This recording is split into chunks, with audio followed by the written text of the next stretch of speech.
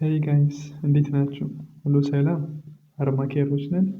ኮመን የሆኑ ሲኦሲ እና ኤግዚት ጥያቄዎችን የምንሰራበት የዩቱብ ቻናላችን ነው። ለዩቱብ ቻናላችን አዲስ ከሆናችሁ ሳብስክራይብ በማድረግ ቤተሰብ መሆን ትችላላችሁ። ፕላስ ደግሞ ቪዲዮ ጠቃሚ ሆኖ ካገኛችሁት የሚመለከታቸው ተማሪዎች ሼር ማድረግ ማጋራት እንዳይረሳ።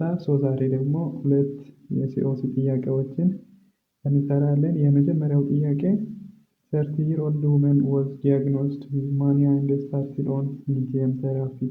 1 month later, the patient's symptoms improved, but she began to experience new symptoms. The physician suspected the symptoms are due to drug side effects and ordered laboratory tests. So, what laboratory change is expected in this patient?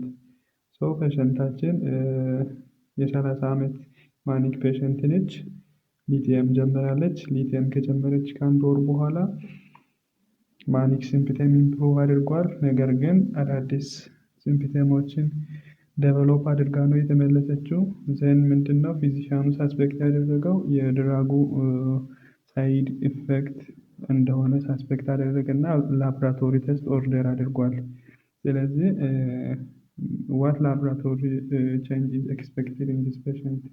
ምን አይነት ላብራቶሪ ቼንጅ ነው የሚጠብቁት ከሴናሪዮ ነው ጥያቄው።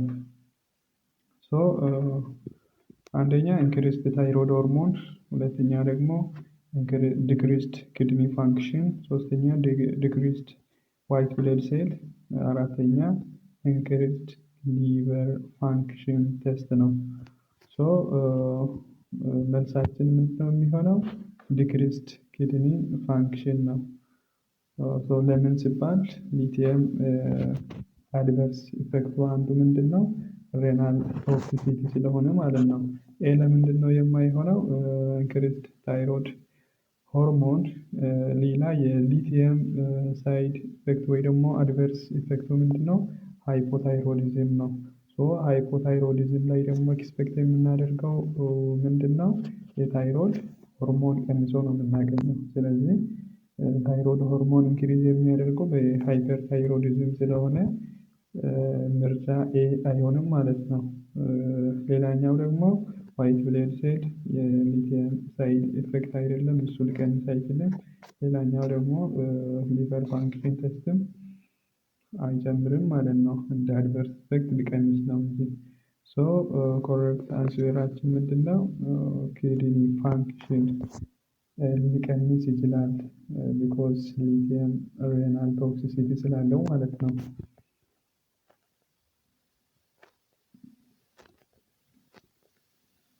ሁለተኛ ጥያቄ A 40-year-old man with schizophrenia was initially treated with haloperidol. Because the treatment did not produce an adequate clinical response, the physician switched the therapy to risperidone. However, the risperidone trial also failed to produce an adequate response. What is the next most effective drug therapy for this patient? ሁለተኛ ጥያቄ ደግሞ ምንድነው?